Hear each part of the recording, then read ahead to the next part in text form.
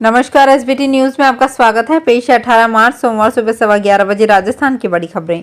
मंत्रिमंडल की बैठक की अध्यक्षता करते हुए प्रधानमंत्री नरेंद्र मोदी ने मंत्रियों से कहा कि वे अपने संबंधित मंत्रालयों के सचिवों और अन्य अधिकारियों से मिलकर चर्चा करें कि नई सरकार के पहले 100 दिनों और अगले 5 वर्षों के एजेंडे को कैसे बेहतर ढंग से लागू किया जा सकता है।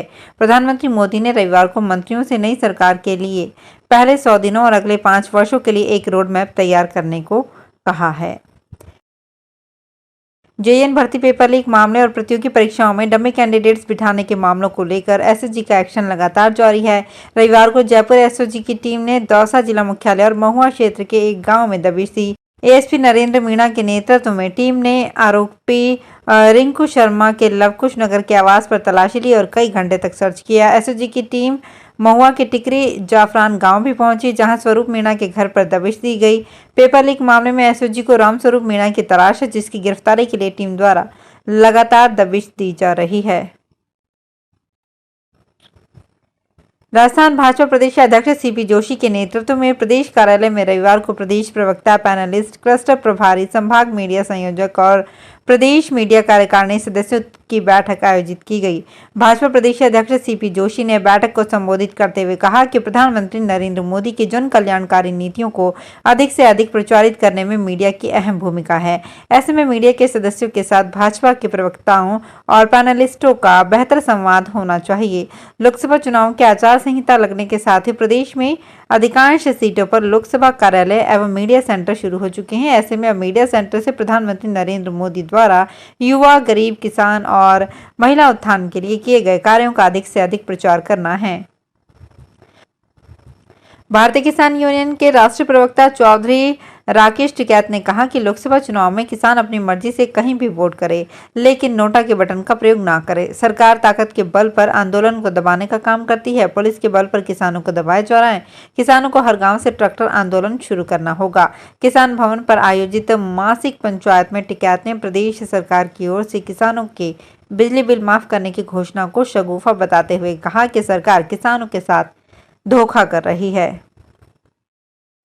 लोकसभा चुनाव की तारीखों के ऐलान के साथ ही सियासी हलचल तेज हो गई है। मेवाड़ वागड़ अंचल में भारतीय जनता पार्टी और कांग्रेस को टक्कर देने वाली भारतीय आदिवासी पार्टी ने अब राजस्थान समेत देश के 7 राज्यों में लोकसभा चुनाव लड़ने का ऐलान किया है।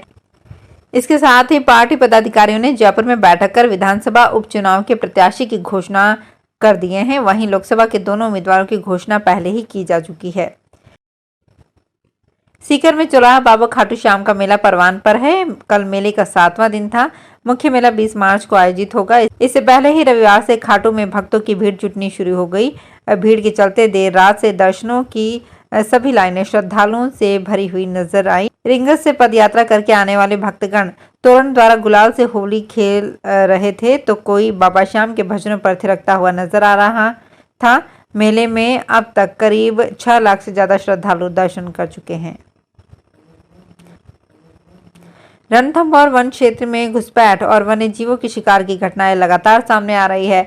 ऐसा ही अवैध शिकार का एक मामला सामाजिक वानिकी के अधीन आने वाले वन क्षेत्र में सामने आया है। घटना सामाजिक वानिकी के नाका भगवतगढ़ के अधीन आने वाले गिरधरपुरा वन क्षेत्र की है, जहां वन विभाग ने 3 खरगोशों के शिकार को पकड़ा है। डीएफओ श्रवण कुमार रेड्डी ने बताया कि इलाके में अवैध शिकार की सूचना मिली थी। रविवार दोपहर 12 बजे सूचना पर वन विभाग की टीम मौके पर पहुंची। बाड़मेर और फलौदी में बदल रहे मौसम के बीच अब सूरज की तलखी बढ़ने लगी है।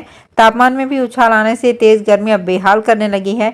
मार्च माह में दिन और रात के तापमान में 5 डिग्री से अधिक की तेजी पकड़ ली है, जिससे इसी माह तापमान सामान्य से अधिक पहुंचने की आशंका है। फरवरी में जहां लोग ऊनी कपड़ों और रजाइयों की ओर से निकलने की हिम्मत नहीं जुटा पा रहे थे, वहीं अब उन्हें पंखे सुहाने लगे हैं।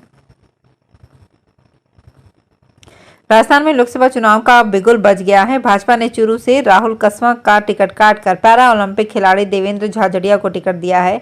सांसद राहुल कसवा ने पाला बदलकर कांग्रेस ज्वाइन कर लिया है, जिसके बाद कांग्रेस ने चूरू से कसवा का लोकसभा का उम्मीदवार बनाया है। चुनाव आयोग ने प्रदेश की सभी 25 लोकसभा सीटों पर चुनाव की तारीख का ऐलान कर दिया है, जिसके बाद अब देवेंद्र झाझड़िया ने राहुल कसवा की ओर तीर छोड़ दिया है।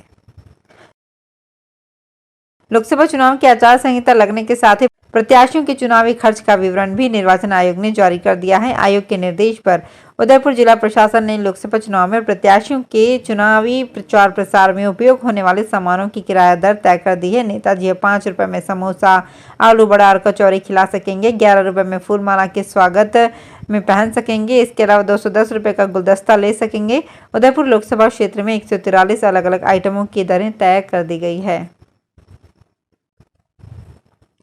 डूंगरपुर में बांसवाड़ा संभागीय आयुक्त तो डॉक्टर नीरज कुमार पवन ने शनिवार को डूंगरपुर में लोकसभा आम चुनाव 2024 की तैयारियों को लेकर सभी प्रकोष्ठ प्रभारियों की बैठक ली। जिला निर्वाचन अधिकारी अंकित कुमार सिंह और पुलिस अधीक्षक मोनिका सिंह से जिले में लोकसभा चुनाव के मद्देनजर अब तक की गई तैयारियों की जानकारी ली।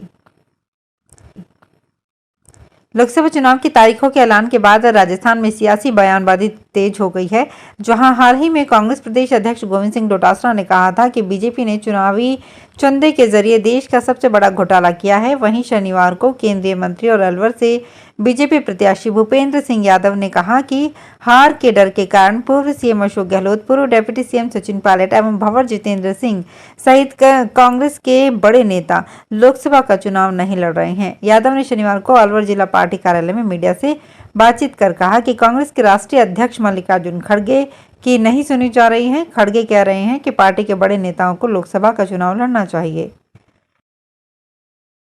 राजस्थान सरकार में कैबिनेट मंत्री डॉक्टर किरोड़ी लाल मीणा ने एक बड़ा दावा कर सबको चौंका दिया है। उन्होंने कहा कि इस बार देश में नहीं राजस्थान में भी भाजपा जीत की हैट्रिक बनाएगी।